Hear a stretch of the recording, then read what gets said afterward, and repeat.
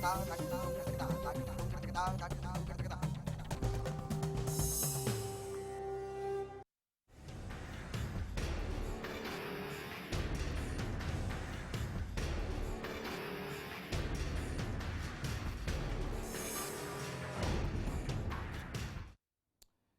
स्वागत है आपका बड़ी खबर में। आपके साथ मैं हूं भुवन शर्मा। बड़ी खबर में हाजिर हूं सवाल के साथ कि आखिर एक शहर खौफनाक क्यों है।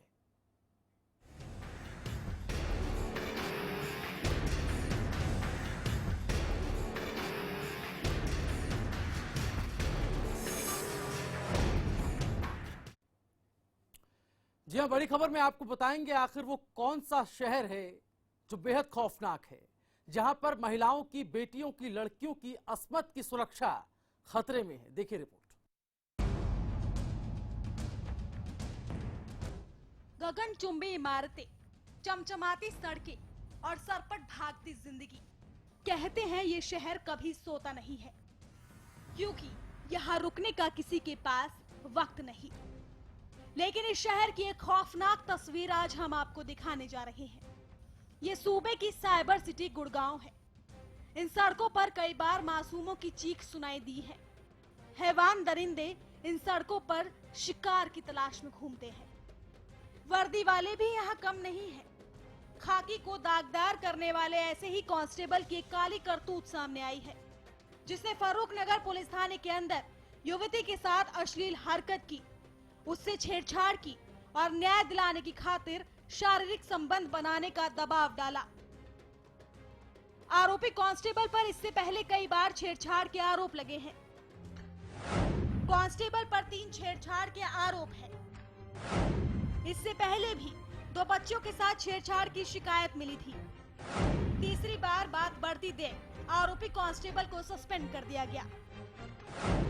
लेकिन सवाल ये है कि आरोपी कांस्टेबल पर अब तक कार्रवाई क्यों नहीं की गई? कांस्टेबल सुभाष पर महकमे की इतनी कृपा क्यों? आरोपी को 2 बार माफी क्यों दी गई? ये तस्वीर खाकी की है। जरा सोचिए, जब पुलिस वालों का ही रवैया ऐसा होगा तो आम जनता को कौन सुधारेगा? गुड़गांव की दूसरी खौफनाक तस्वीर आपको दिखाते हैं। यहाँ जेएमटी मॉल में क्लब मालिक की गुंडागर्दी सामने आई है। दोस्त के जन्मदिन में आई युवती के साथ क्लब मालिक ने बदसलूकी की, छेड़छाड़ की और फिर मारपीट की। 3 दिन पहले ही हमने आपको दबंगों की गुंडागर्दी की तस्वीरें दिखाई थी। एक छात्रा ने दबंगों की गुंडागर्दी के चलते स्कूल जाना बंद कर दिया था। हैरानी होगी ये जानकर कि ये शहर देश के सबसे असुरक्षित शहरों में दूसरे नंबर पर आता है। आए दिन गुड़गांव के अखबार रेप और छेड़छाड़ की खबरों से भरे रहते हैं। विकास और नीतियों की बात होती है, लेकिन इस पहलू पर किसी की नजर नहीं जाती। आखिर क्यों ये शहर इतना खौफनाक है? क्यों इन सड़कों पर चलने में डर लगता है? इसका जवाब किसी के पास नहीं है। Bureau report, Haryana news. तो देखा आपने कि किस तरह से एक चमचमाता शहर, जिसको साइबर सिटी की संज्ञा दी गई है, लेकिन सुरक्षा के नाम पर सबसे नीचे, सबसे निचले स्तर पर, निचले पायदान पर आता है।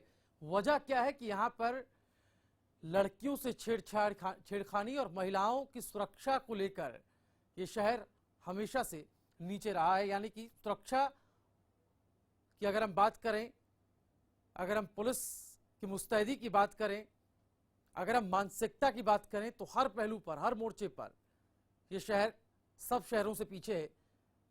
और इसी शहर को हरियाणा की विंडो भी कहा जाता है। इसी शहर को सबसे ज्यादा हरियाणा को रेवेन्यू देने वाला शहर भी कहा जाता है। लेकिन महिला सुरक्षा को लेकर जब सवाल पूछे जाते हैं तो उसमें गुड़गांव की तरफ से सिर्फ और सिर्फ बेबसी ही झलकती है। बड़ी बड़ी मल्टीनेशनल कंपनीज यहां पर हैं, लेकिन सिक्योरिटी के नाम पर थोड़ा सा हम कह सकते हैं कि उस पर फोकस नहीं है। हमारे साथ रेणु भाटिया, बीजेपी प्रवक्ता, फोनलाइन पे हैं। रेणु जी, स्वागत है आपका हरियाणा न्यूज में। जी शुक्रिया। रेणु जी, गुड़गांव से ही क्यों बार बार ऐसी खबरें आती हैं कि यहाँ पर महिलाओं के साथ छेड़खानी होती है, लड़कियों के साथ छेड़खानी होती है, ईव टीजिंग का उन्हें सामना करना पड़ता है और तमाम चीजें होने के बावजूद एक्शन नहीं होता है। कांस्टेबल पर आरोप लगाए, उस पर आरोप लगते रहे। अगर हम उसकी हिस्ट्री देखें तो उस पर कई सारे आरोप, थाने में ही महिला के साथ छेड़खानी का आरोप लग गया। देखिए, महिलाओं के साथ जो लोग अव्यवस्थित रहते हैं, छेड़खानी करते हैं, बदतमीजी करते हैं, ये एक घटिया और गंदी मानसिकता का परिचय है। इस पर लगाम लगाने के लिए सबसे पहले हमें मानसिकता को बदलना होगा, सोच को बदलना होगा। जहां तक सवाल है व्यवस्था का, प्रशासन का, हर चीज की एक लिमिट होती है। हर चीज की एक लिमिट पर इंसान कार्य कर सकता है। आपने देखा होगा पिछले दिनों में आपके ही चैनल ने दिखाया था कि गुड़गांव में जितनी लड़कियों से ईव टीजिंग हुई, एमजी रोड पर, इधर उधर जहां पर भी हुई, उन मंचलों को महिला पुलिस के द्वारा पकड़ा गया और उनको बंद किया गया। लगभग एक दिन में एक बार तो 180 लोग भी पकड़े गए थे। तो ऐसा नहीं है कि महिलाओं की सुरक्षा के लिए कार्य नहीं किया जा रहा। हाँ। हर तरीके से कोशिश की जा रही है, परंतु मुझे ऐसे लगता है कि शिक्षा देना और मानसिकता बदलना, सोच को बदलना, इस चीज की जो एजुकेशन है वो देना बहुत जरूरी है। मानसिकता को उसका बड़ा फैक्टर मान रही हैं मैम। मैं वापस आपके पास आता हूं। पूर्व आईपीएस अफसर हमारे साथ रणवीर शर्मा जी इस वक्त फोन लाइन पे हैं। रणवीर जी, स्वागत है आपका हरियाणा न्यूज में। रणवीर जी, सुन पा रहे हैं आप? चलिए, लगता है उनसे संपर्क टूट गया है, लेकिन हमारे साथ वकील नम्रता गौड़ जी इस वक्त फोन लाइन पे हैं। नम्रता जी, आवाज आ रही है आपको? हाँ जी, नमस्कार जी। स्वागत है मैम आपका हरियाणा न्यूज में। बिल्कुल। गुड़गांव जिसे साइबर सिटी कहा जाता है, लेकिन एक के बाद एक यहाँ पर महिलाओं से, लड़कियों से छेड़खानी की खबरें अब आ रही हैं, अब आम हो गई हैं। ये खबरें हमेशा सुर्खियां बनती हैं। एक खबर पुलिस कांस्टेबल की हरकत से भी जुड़ी हुई, बेशरम करतूत एक पुलिस कांस्टेबल की, थाने के अंदर एक महिला से छेड़खानी की है। और ये कांस्टेबल जिस पर कई पहले भी आरोप लग चुके हैं, लेकिन कोई ठोस कार्रवाई इस कांस्टेबल के खिलाफ नहीं हुई।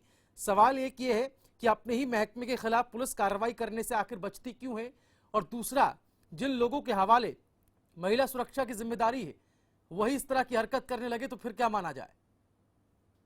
नहीं, बिल्कुल ये बात आपने बिल्कुल सही की कि जिनके ऊपर सुरक्षा की जिम्मेदारी होती है जी, और यदि वही ऐसा काम करेंगे तो ये अपने आप में ही बहुत ही शर्मनाक बात है। तो देखिए, जब सबसे बड़ी बात है कि थाने में जब कोई भी महिला कस्टडी में होती है जी, या फिर कोई वैसे आ जाए तो पुलिसकर्मी को ऐसा करना ही नहीं चाहिए। पहली बात तो यही है, करना ही नहीं चाहिए, किसी आदमी को नहीं करना चाहिए। स्पेशली और जब पुलिसकर्मी है जिसके ऊपर एक इतनी बड़ी जिम्मेवारी है, स्पेशली लोगों की, नागरिकों की सुरक्षा की, और वही ऐसी शर्मनाक घटनाएं करते हैं, तो बहुत ही, मैं कहूंगी कि ये दुखद घटना है। लेकिन ऐसा नहीं है कि कार्रवाई नहीं होती है पुलिस पर भी कार्रवाई, लेकिन कई बार लोग खुद ही चुपचाप फैसले कर लेते हैं कॉम्प्रोमाइज करके। हाँ। तो वो चीज गलत रहती है। अगर कार्रवाई करनी है, अगर किसी ने, कोई भी है, मैं कहती हूँ कोई भी व्यक्ति है, कोई भी उच्च अधिकारी है, अगर वो गलत काम करता है और हमने उसकी शिकायत करवा दी तो पीछे नहीं मुड़ना चाहिए। चलिए नम्रता जी, वापस मैं आपके पास आऊंगा। अब चूंकि आप एक वकील हैं, कानूनी पहलू भी आपसे समझना होगा। आप ये कह रहे हैं कि इस पूरे मामले को अंदर खाने ही सुलझा लिया जाता है आपसी सेटलमेंट के द्वारा, लेकिन महिला सुरक्षा को लेकर अगर किसी लड़की के साथ, किसी महिला के साथ, किसी बेटी के साथ कोई छेड़खानी जैसी घटना होती है तो उसके खिलाफ हमारा पुलिस महकमा, उसके खिलाफ जो लड़की के घर वाले हैं या फिर जो लड़की का पक्ष है, जो पीड़ित का पक्ष है, वो कितना उसको मुस्तैदी के साथ या कितना बुलंदी के साथ इस पूरे काम को आगे रखता है, इस पूरे मामले को आगे रखता है, ये भी हमें समझना होगा। हमारे साथ एक बार फिर रणवीर शर्मा साहब, पूर्व आईपीएस अफसर फोन लाइन पे हैं। रणवीर जी, आवाज आ रही है मेरी आपको? हेलो जी रणवीर जी, सुन पा रहे हैं आप? आवाज नहीं सुन पा रहा मेरे भाई। हेलो रणवीर शर्मा जी, हेलो रणवीर जी, आवाज आ रही है आपको? हल्की हल्की आ रही है क्या? रणवीर शर्मा जी, प्रशासनिक अंग आप रहे हैं, आप प्रशासन में, आपका लंबा अनुभव है। आपसे मैं जानना चाहता हूं, गुड़गांव जिसको साइबर सिटी कहा जाता है, विश्व में अपनी एक अलग पहचान लिए हुए है, लेकिन यहां पर क्राइम रेट लगातार बढ़ रहा है। देश में दूसरा सबसे बड़ा शहर क्राइम के मामले में। हाँ, ये काफी दुखद घटनाएं गुड़गांव में विशेष तौर से हो रही हैं। इससे हम सबको भी बहुत ज्यादा दुख है इस बात के लिए, लेकिन हम 2-4 जो मेन 3-4 पॉइंट हैं वो हम वहाँ नहीं करवा पा रहे हैं। उसकी ही हम बार बार उनसे कह भी रहे हैं कि इनको आगे बढ़ाओ आप लोग। सबसे पहली चीज है, वहाँ पे कम्युनिटी पुलिसिंग की बड़ी सख्त जरूरत है। हेलो जी जी, आवाज आ रही है आपकी, बताएं सर। हाँ, कम्युनिटी पुलिसिंग की बहुत सख्त जरूरत है। कम्युनिटी पुलिसिंग का है कि बीट वाइज एक सिटी का चार्ट तैयार करना। जी। और उसके लिए दूसरी बड़ी कमी आ रही है वहां पे मुलाजमों की, मुलाजम नहीं है, भर्ती नहीं हो रहे हैं मुलाजम। और तीसरी कमी आ रही है कम्युनिटी पुलिसिंग की ट्रेनिंग की। जी। हेलो जी। तीसरी आ रही ट्रेनिंग की। जी। तो तीन चीजें जब हो जाएंगी, सबसे पहली जरूरत है वहां के मुलाजिम जो कमी है उसे फौरी पूरा किया जाए। नंबर 2, फिर हमें कम्युनिटी पुलिसिंग की वहां ट्रेनिंग दी जाए। और नंबर 3, कम्युनिटी पुलिसिंग के तहत फिर अकाउंटेबिलिटी उन पुलिस अफसरों की फिक्स की जाए जिसके पास वो बीट है। जी। और जहां पे क्राइम रेट बढ़ रहा है वहां पे हम डबल बीट लगाए। लेकिन रणवीर जी, जो ऐसे आप सुधार की बात कह रहे हैं, मोरल पुलिसिंग का अपना एक अलग महत्व है, अपनी एक अलग उसकी एक पॉलिसी बनी हुई है और मोरल पुलिसिंग होती भी है पुलिस महकमे में। आरोपी जब कांस्टेबल ही हो, जब पुलिस महकमे के अंदर से ही हो और वो भी छेड़खानी करता हो एक महिला के साथ पुलिस थाने में ऑन ड्यूटी, तो फिर कैसे हम कहें कि मोरल पुलिसिंग पुलिस में कामयाब हो रही है या फिर उसका असर देखने को मिल रहा है, या इसके अलावा और क्या कुछ अपनाया जाना चाहिए जिससे ऐसी हरकतें पुलिस वाले ना करें? समाज के तहत भी कि हम हर हालत से इस क्राइम को रोकेंगे और पुलिस की इमदाद लेकर उसको रोकें। हेलो जी। हेलो जी रणवीर जी। हेलो हेलो हेलो चलिए, लगता है आवाज उन तक नहीं पहुंच पा रही। एक बार फिर हम जुड़ने की कोशिश जरूर करेंगे। नम्रता गौड़ हमारे साथ लगातार एडवोकेट इस वक्त फोन लाइन पे हैं। नम्रता जी, आप ये कह रही थी एक धारणा हो चली है समाज में कि लोग आपस में ऐसे मामलों को लेकर जो कि छेड़खानी से जुड़े हुए हैं, ईव टीजिंग से जुड़े हुए हैं, महिला सुरक्षा से जुड़े हुए हैं, ऐसे मामलों को गंभीरता से कोई भी पक्ष फिलहाल समाज में नहीं ले रहा है। इसकी शिकायत जो है वो खुल करके अभी भी नहीं होती। बिल्कुल, एक्चुअली क्या है, देखिए ये छेड़खानी लड़कियों के साथ, महिलाओं के साथ होती आई है जी। लेकिन अब जो मीडिया है, मीडिया के माध्यम से लोगों के अंदर जागरूकता भी बहुत आई है कि हमें इसको अत्याचार को सहना नहीं है, बाहर आना है, निकलना है, बताना है। तो ऐसा नहीं है कि महिलाएं, लड़कियां नहीं आ रही हैं, आ रही हैं, लेकिन फिर भी किसी ना किसी दबाव के चलते, जैसे पिछली बार भी ऐसे ही हुआ था कि पुलिस कांस्टेबल ने अपना पूरा प्रेशर बनवाया और उसको पैचअप करवाने की कोशिश की गई थी। तो ऐसे ही ये लोग दबाव बनाते हैं। और मैं समझती हूँ जहाँ पर ये पुष्टि हो जाए कि पुलिस अधिकारी ने या किसी भी सरकारी, खास तौर से जो ये पुलिस अधिकारी है, कोई कांस्टेबल है या कोई किसी भी रैंक का है, उसने ऐसे कृत्य कोई कार्य किया है, तो मैं समझती हूँ उसमें ना कोई सस्पेंड या कुछ ऐसा नहीं होना चाहिए। 1-2 बार अगर इस तरह से किसी को डिसमिस कर दिया जाएगा जॉब से, तब मैं समझती हूँ कम से कम और कुछ नहीं, पुलिस तो सुधर ही सकती है। अभी हालांकि वो मुझसे पहले वक्ता जो पुलिस अधिकारी थे बता रहे थे कि हम सुधार करेंगे, डबल वो होना चाहिए, बीट होनी चाहिए, तो वो ठीक है। ऐसा नहीं है कि सभी पुलिस मुलाजिम ऐसे हैं, पुलिस बहुत अच्छी भी है, लेकिन उसके अंदर अगर कोई 1-2 व्यक्ति ऐसा है तो उसके सुधार के लिए उसकी जॉब को अगर डिसमिस कराने की पहले से ही धमकी दी गई होगी कि जॉब के अंदर कंडीशन होगी, अगर कोई महिला से संबंधित कोई ऐसा कार्य करेगा तो उसको बख्शा नहीं जाएगा, तो मैं समझती हूँ पुलिस के ऊपर तो ऑटोमेटिक कंट्रोल लग ही सकता है, क्योंकि इसके सस्पेंड कर देते हैं। सस्पेंशन जो है इन लोगों की बहुत ही साधारण सी बात है, सस्पेंड हो जाते हैं, बाद में बहाल हो जाते हैं, आरोप सिद्ध नहीं हो पाते। या फिर अगर महिलाओं को पैसों का लालच देकर, देखिए पहले कॉम्प्रोमाइज के लिए अनुचित दबाव बनाते हैं, फिर पैसों का दबाव बनाते हैं, और बाद में वही लोग जो कि दबाव बनाते हैं कॉम्प्रोमाइज का, वो वीडियो या सीडी फिर लोगों को दिखाने के लिए कि लड़कियां पैसे के लालच में आकर ऐसे गलत आरोप लगा देती हैं, फिर लड़कियों पर ही बल्कि उल्टे प्रश्न चिन्ह लगने शुरू हो जाते हैं कि लड़कियां जो है पैसे लेकर बैठ जाती हैं, जबकि उनको इस तरह की दबाव बनाया जाता है। चलिए, आप ये कह रहे हैं कि पूरे मामले की गंभीरता से एक तो उसको परखा नहीं जाता है, उस पर जांच नहीं होती है। नम्रता जी, आप बने रहिए हमारे साथ, वापस हम लौटेंगे। मामला इसलिए भी गंभीर है क्योंकि हम बार बार कह रहे हैं ये शहर जिसको साइबर सिटी के नाम से जाना जाता है, ये शहर जिसकी विश्व में अपनी एक अलग पहचान है, लेकिन यही शहर देश में दूसरे सबसे बड़े शहर के तौर पर क्राइम के मामले में उभर जाए तो वह चिंताजनक बात होगी। एक छोटा सा ब्रेक हम ले रहे हैं, इसी मुद्दे के साथ बड़ी खबर में जल्द होंगे हाजिर।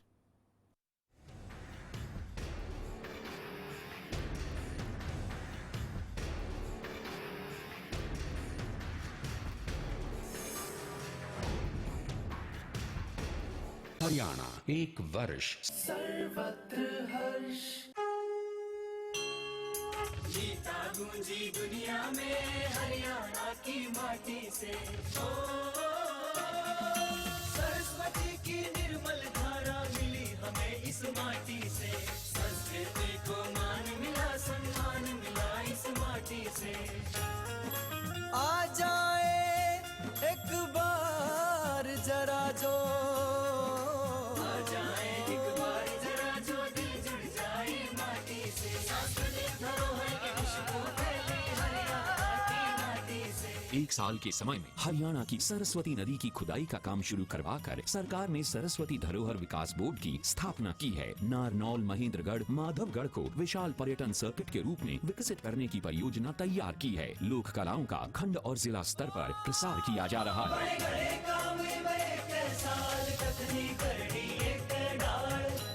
फसलों पर स्प्रे के दुष्प्रभाव ने पशुओं के थनों में सूजन, गांठ, एक थन का सो जाना, खून आना व दूध कम हो जाना आदि बहुत सी बीमारियों को जन्म दे दिया है। इसलिए मैं आपको ये सलाह देना चाहता हूँ कि आप अपने सभी पशुओं के हर ब्यांत पर सोमधारा योग का एक कोर्स जरूर करवाएं। आज ही लेकर आइए पशुओं के थनों की हर बीमारी का एक कामयाब इलाज, सोमधारा योग। गुलमोहर सिटी NH 65 पर स्थित कैथल की सबसे सुंदर टाउनशिप अब आपके लिए लेकर आए हैं फ्री होल्ड प्लॉट्स, विलास और independent floors. Gulmohar City boundary walls और एक्सक्लूसिव गेटेड सिक्योरिटी से सुसज्जित, जिसमें है sports club, club house, lush green park और भी बहुत कुछ। तो बेहतर लाइफस्टाइल के लिए Gulmohar City, the city of joy in Kaithal. सरकारी नौकरी मिलती नहीं या आप लेते नहीं। बेरोजगार रहने के दो कारण हैं, या तो आप कोशिश नहीं कर रहे या आपकी दिशा गलत है। सरकारी नौकरी कैसे पाई जा सकती है, देखिए हमारा खास कार्यक्रम कैसे पाएं सरकारी नौकरी, हर रोज दोपहर 2:30 बजे।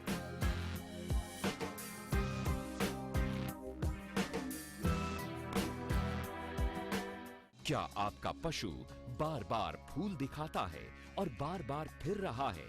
इसका मतलब है कि उसका गर्भाशय कमजोर है।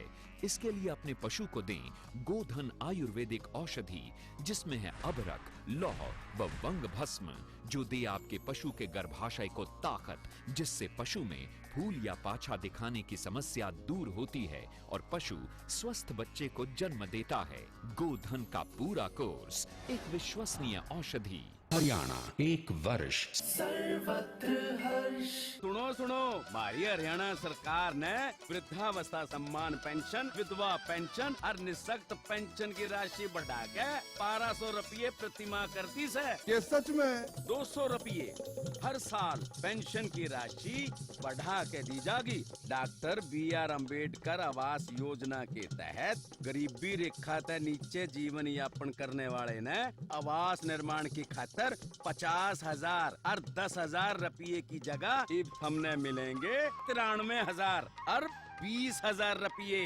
रही थारे मकान बनेंगे मजबूत और गली गैल शौचालय भी। और हमारी बेटी का क्या होगा सरपंच साहब? विवाह शगुन योजना के तहत अब हरेक गरीब विधवा की बेटी के ब्याह पे मिलेंगे 41,000 रुपये। अब तेरी बेटी का ब्याह बड़ी धूमधाम से होगा। हमारी सरकार वाकई गरीबों की सरकार है।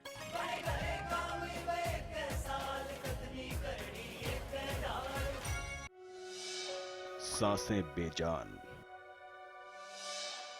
जिंदगी वीरान, रिश्ते रुस्वा, मौत का सामान। क्राइम रिपोर्ट में देखिए मौत सस्ती, जिंदगी महंगी।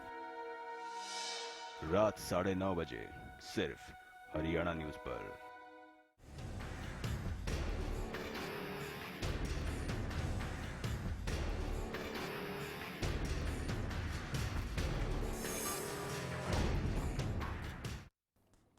और ब्रेक के बाद बड़ी खबर में आगे बढ़े।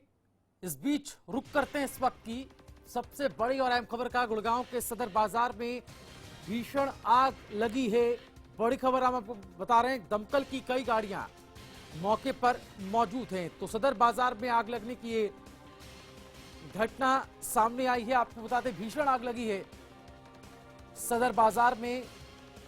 दमकल की कई गाड़ियां मौके पर मौजूद हैं। हमारे संवाददाता नीरज वशिष्ठ हमारे साथ फोन लाइन पे जुड़ गए। नीरज, कब लगी है आग, क्या कुछ कारण बताया जा रहा है? जी देखिए, तकरीबन आधे घंटे पहले की ये घटना है, जब उनकी उत्सव बेकरी के अंदर ये आग की जो है घटना सामने आई थी। इसके बाद जो है ये आग ने इतना भयंकर रूप ले लिया कि आसपास की जो दुकानें हैं उनको अपनी चपेट में लेना शुरू कर दिया है। त्योहारी सीजन चल रहा है, इस टाइम सदर बाजार के अंदर काफी भीड़ भाड़ वाला इलाका है, जिसके कारण जो है वो फायर ब्रिगेड को वहां तक पहुंचने में काफी वक्त लगा, जिसके चलते जो है ये आग ने इतना जो है भयानक रूप ले लिया। तकरीबन 1 दर्जन से ज्यादा गाड़ियां जो है मौके पर है और आग पर काबू पाने की कोशिश लगातार ताजा जारी है। स्थिति क्या है नीरज? क्या बाजार इस वक्त खचाखच भरा हुआ था? दुकानदारों का वहां पर क्या कुछ कहना है? जी देखिए, दुकानदारों को साफ तौर से कहना था कि भीड़ के चलते जो है दमकल विभाग की गाड़ियां काफी लेट पहुंची, जिसके कारण जो है आसपास की दुकानों को जो है आग ने अपनी चपेट में ले लिया। और अभी भी फिलहाल की जो स्थिति है वो भी काफी जो है भयानक बनी हुई है, क्योंकि आग पर जो है अभी तक जो है वो पूरी तरह से काबू नहीं पाया जा सका है। पहले जो 2 छोटी गाड़ियां जो है दमकल विभाग ने भेजी थी, लेकिन अभी सभी फायर स्टेशन को, गुड़गांव में जितने भी फायर स्टेशन है सभी को जो है ये अलर्ट जारी कर दिया गया है कि सभी फायर स्टेशन से जो है गाड़ियां मौके पर पहुंचने वाली है। जी चलिए नीरज, बहुत शुक्रिया आपका इस तमाम जानकारी के लिए। तो दमकल की कई गाड़ियां मौके पर मौजूद हैं, कई गाड़ियों का इंतजार अभी हो रहा है, चूंकि कंजस्टेड एरिया वो है, लोगों की तादाद वहां पर ज्यादा थी, लिहाजा गाड़ियों को भी यहां पर लाने पे थोड़ी मशक्कत करनी पड़ी। और अभी और गाड़ियां जो है फायर स्टेशन से मंगाई गई हैं। ताजा स्थिति यह है कि आग पर काबू पाने की पूरी कोशिश दमकल की गाड़ियां कर रही हैं। इस गुड़गांव के सदर बाजार में भीषण आग लगने की खबर जो है वो सामने आई है।